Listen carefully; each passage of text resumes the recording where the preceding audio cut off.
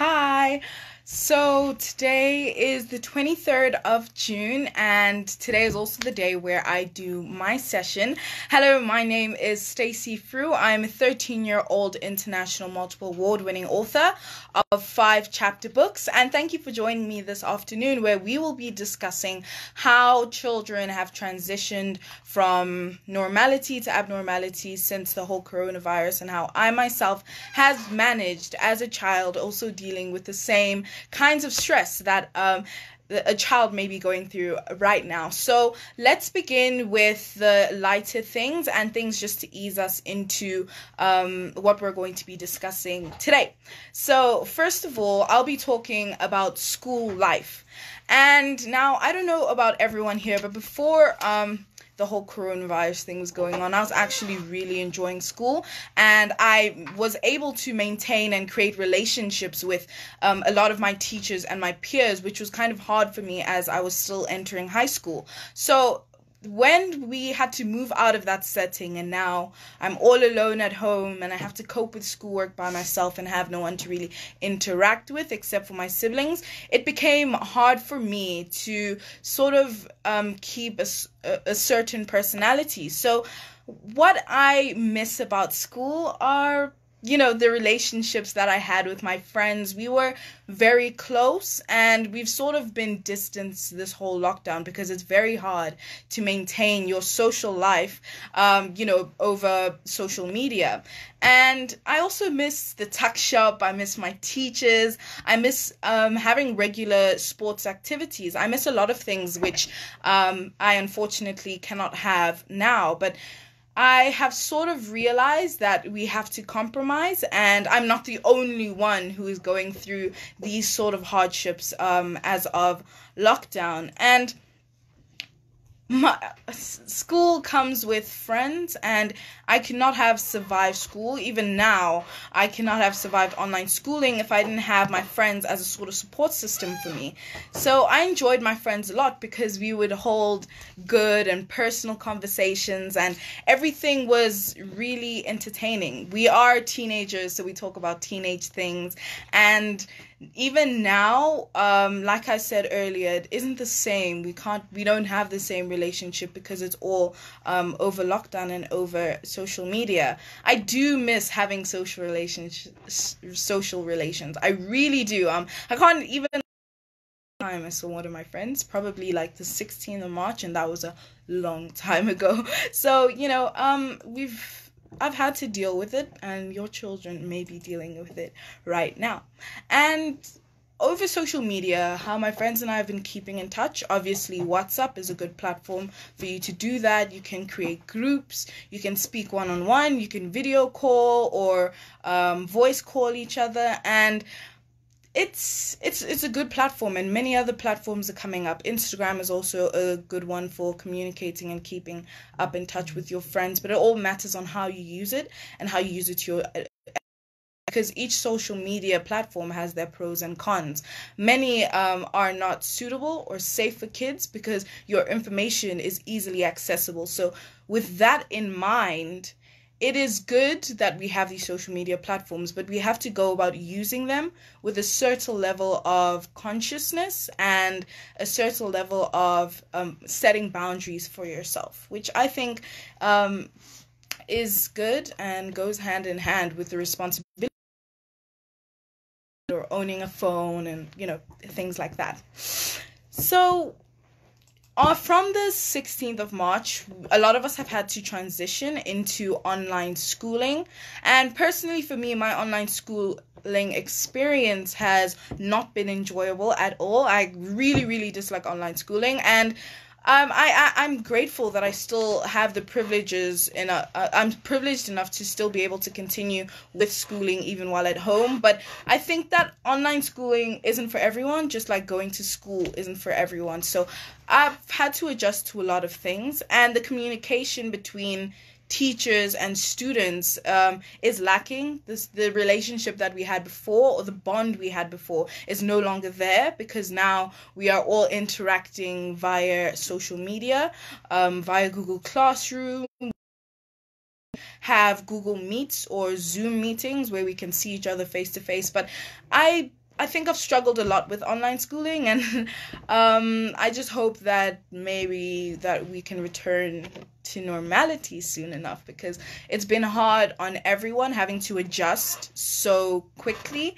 and it just came so fast. One day we're at school, the next we weren't at school, and we are ransacked. We have to do a lot of work, and it's tough sometimes. And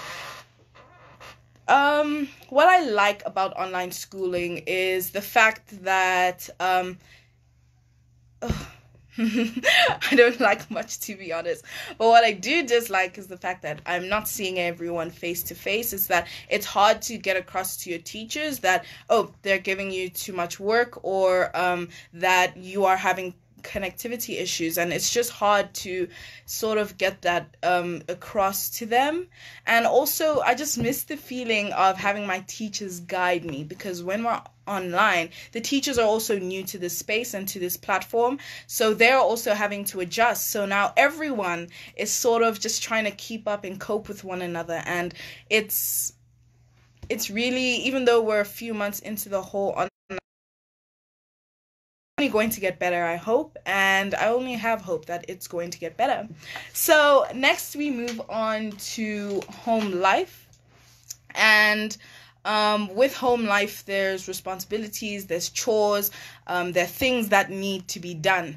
Personally, with my family and we do a lot of family bonding. Every single Sunday, we hold a cleaning day. So on that day, each of us have an assigned area which we have to clean until absolutely spotless, and this is something that happens weekly. But throughout the week as well, we make sure that the spaces that we look after are always clean and that they're always neat, so that we are able to live in a space where we feel comfortable and where we are not disgusted, or we are not living in an unhealthy environment. So we all have to take that upon ourselves. Even my youngest brother, who is just 8 years old, has his own responsibilities, and my eldest brother as well. Everyone has something that they are assigned to do, so that we can sort of make this work. And the only reason we are able to make it work is because we hold a lot of family meetings, and in those meetings, we discuss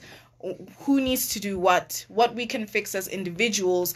If a sibling and I are having a problem, we sit down and we discuss about it. And my sibling and I's relationship, we are extremely close, so we talk about a lot of things, and I think it's really fun, because if I didn't have my siblings, I have 3 of them, by the way. If I didn't have my siblings, I don't think that I would have coped with lockdown as well as I did, because they are like the foundation. And yeah, they are like the foundation to everything. They're like my biggest supporters. When I'm always doing something, they're always there. They're always encouraging me, and it just feels great to have 3 people that you can trust with your whole. And I'm grateful for you guys if you're watching. So home life also includes keeping healthy, which means that you need to have some type of body movement in your everyday life. You need to keep active in one way or another. And without doing this, I'm pretty sure that many of us have actually gained weight since the lockdown has started. And no blame. The lockdown isn't a productive contest. You handle it in different ways, but keeping healthy is absolutely essential, because we need to preserve this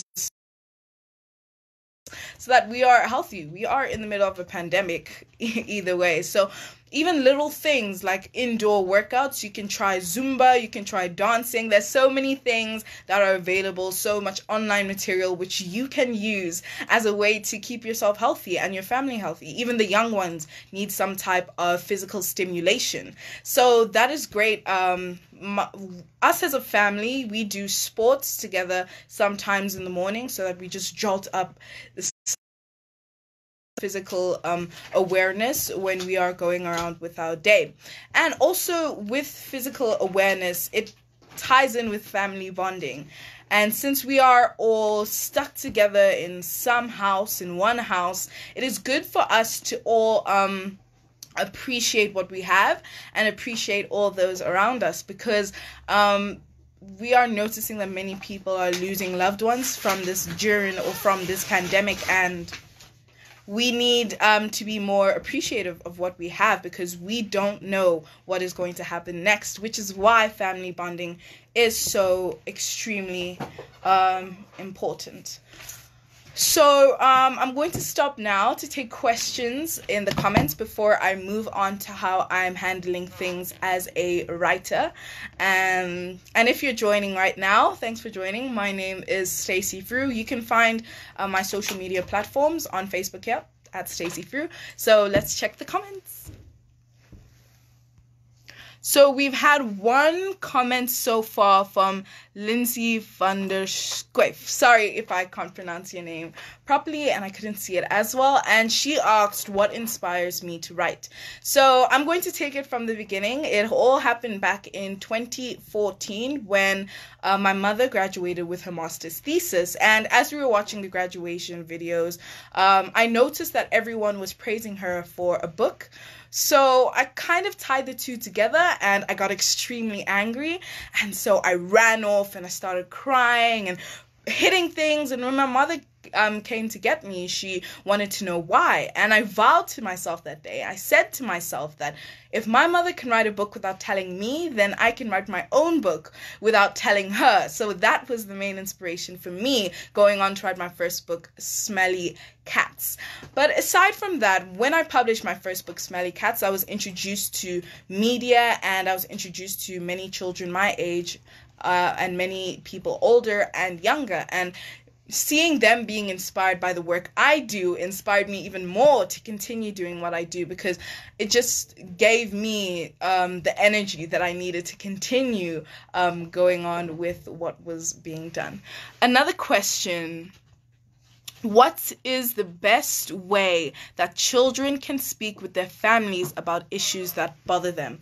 Right. My siblings and I actually had a full-on rant about this type of thing last.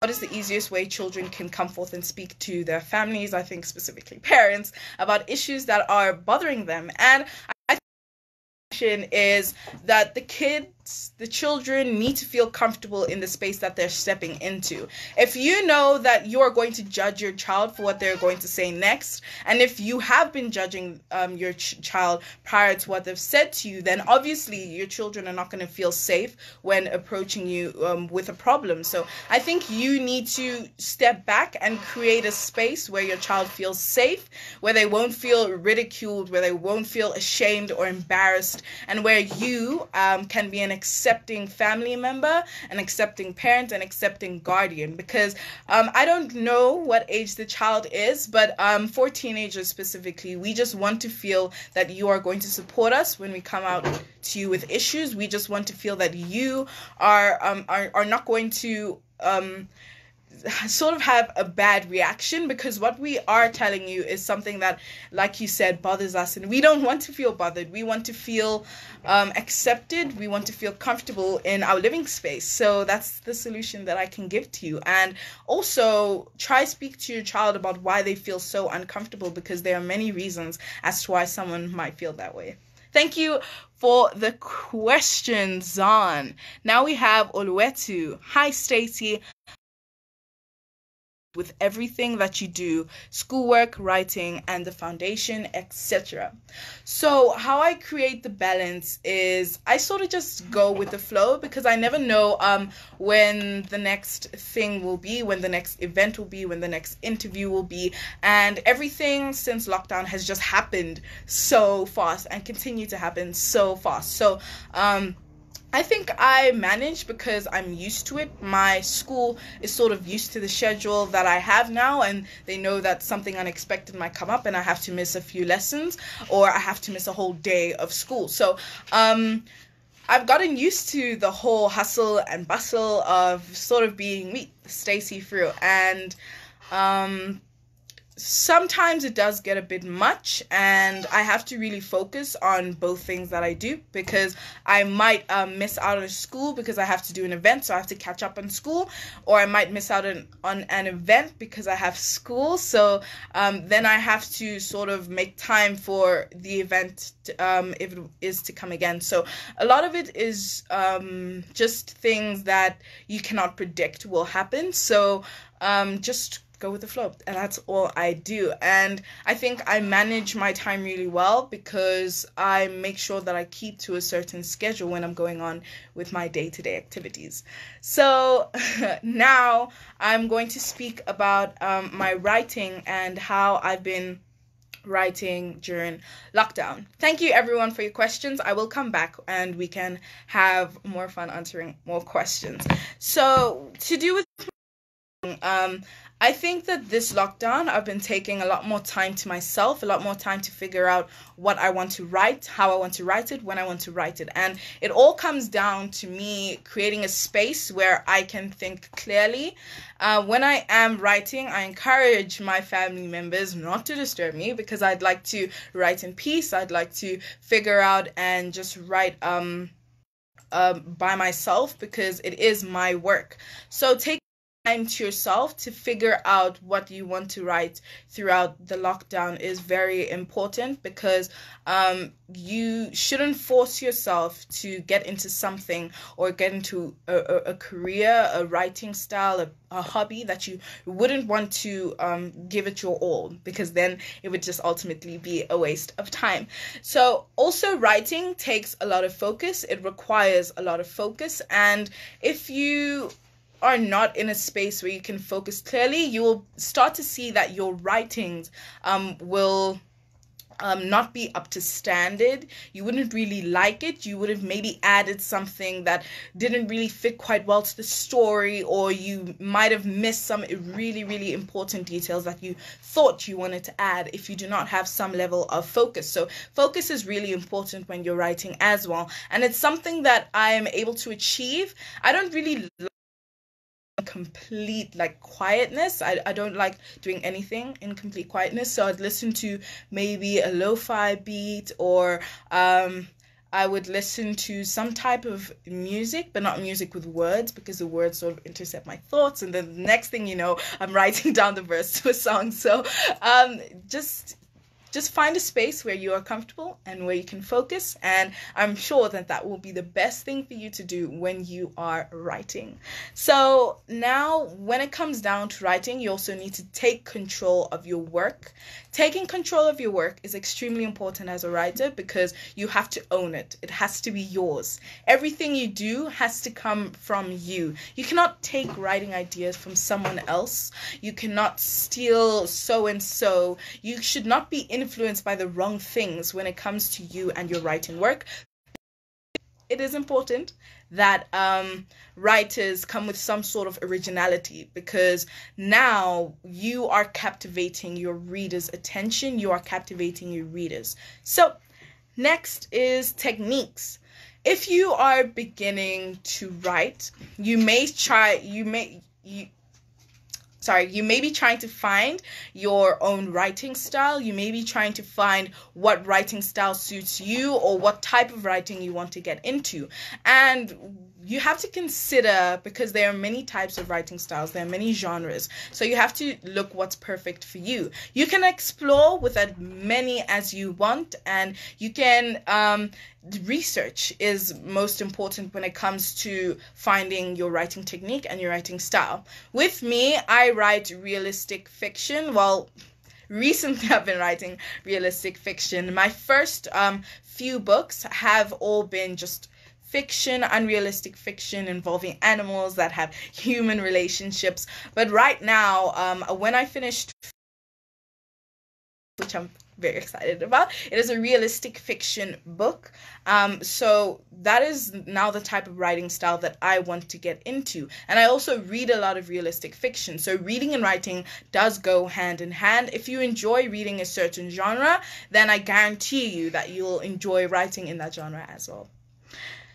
The next is when it comes to writing, how to handle different events that go on into your book and how to handle things like that. So when it comes on to handling big events on make sure that you sort of postpone your climax well into the book so that you keep your readers captivated into what will happen next. So you sort of build up by introducing your character's backstory. You give a hint of the overall plot, but not losing sight of the build up to your climax, because it is very important that you do not lose sight when you are building up to get into your climax. So the first few chapters matter a lot, because these are the chapters where we want to know your characters, we want to know more about their backstories, we want to hear a little bit about the people around them, how they maintain themselves and their relationships. So those things are very, very crucial in the first chapters of your book. Now your climax should come towards the middle and towards the end, so that you do not leave so much space for you to expand the ending, or you do not leave too little space for you to expand the ending and to where you are getting off to. So those were just a few writing tips and techniques from me.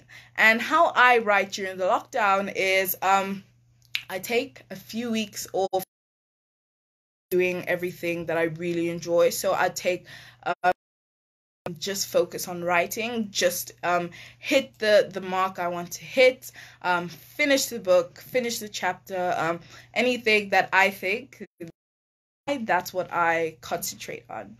So now I'll be taking more questions and we'll see where it goes from there. Let's see. So a question says, when can we see a new book on the shelves? So a new book, I think that it all depends on my publisher, who is also my mom, so publisher/mom, profounder. It all depends on when we get. I am absolutely excited to get the book on the shelf, so hopefully soon. Next we have, why do you think that it's important for children or teens to tell their own stories, especially with the work I do, writing, and particularly, how can child aspiring writers start? Where do they start, and how can parents encourage this? So, let's go to child aspiring writers and where they can start.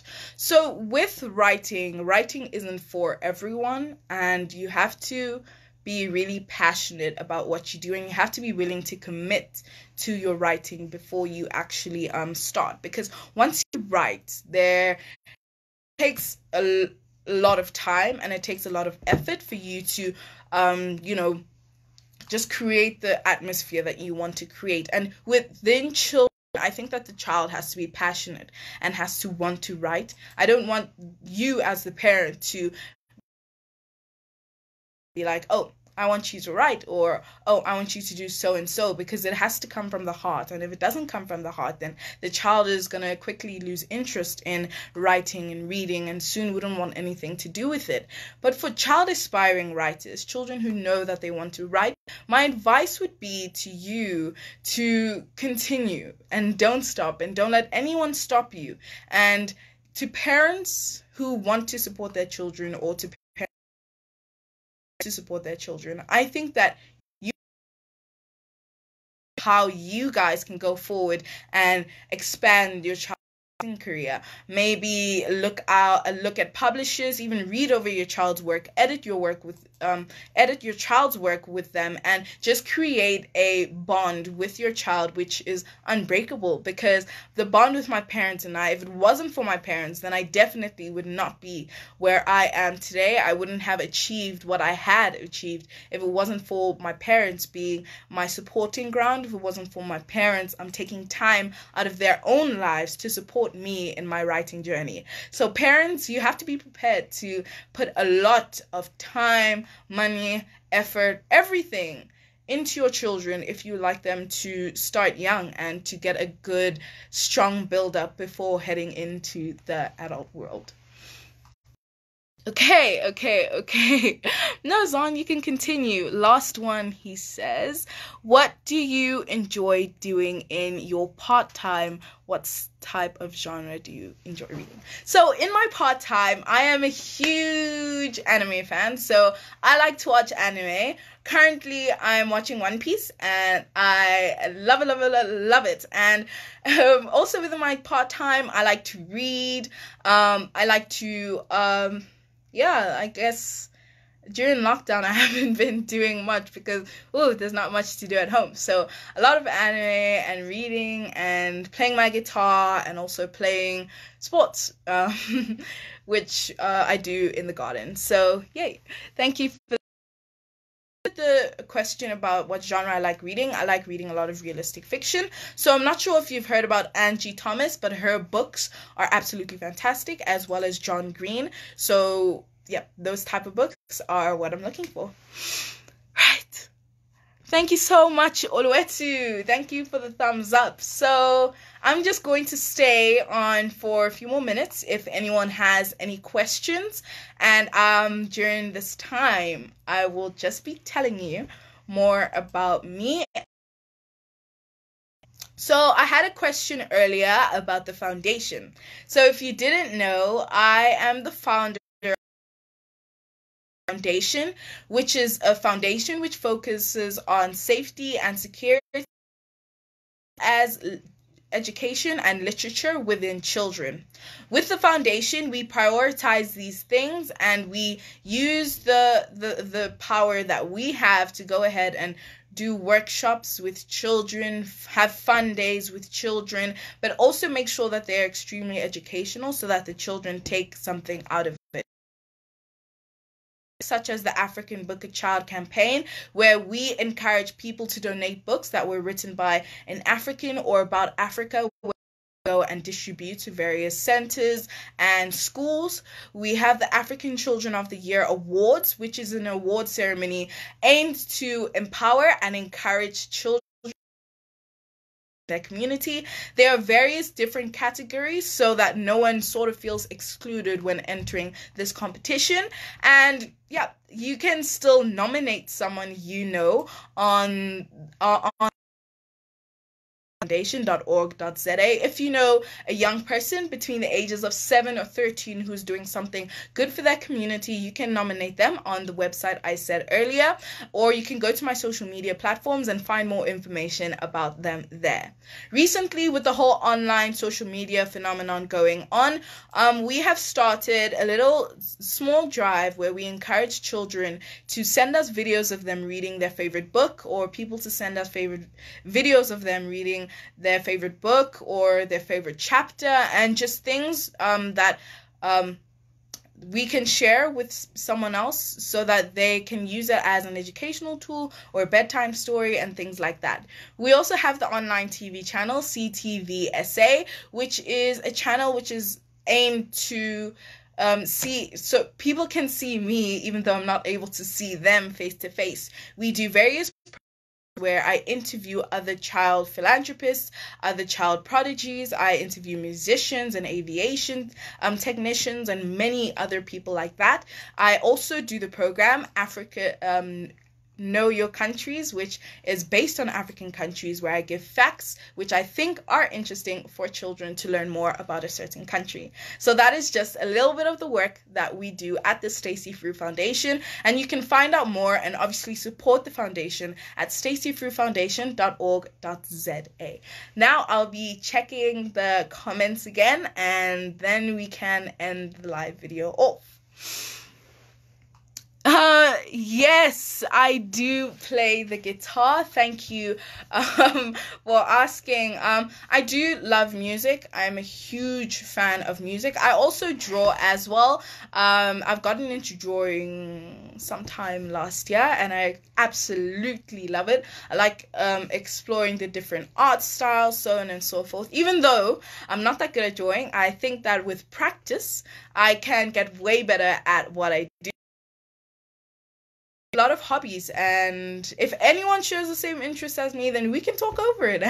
You can message me on my social media platforms, which is at Stay. Thank you everyone for joining me today. And thank you, Cape Times, for allowing me to have this platform where I can share my experiences with so many people. Cape Times is my biggest supporter for the past 4 years.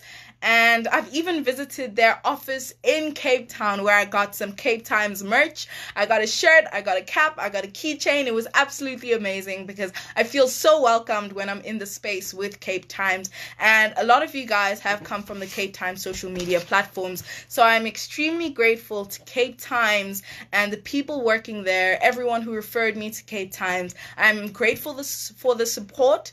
I am grateful that you have given me this platform for me to share my experiences, and I hope that we can continue to work more in the future. And thank you guys so much for joining the live. Don't forget to check me out on social media.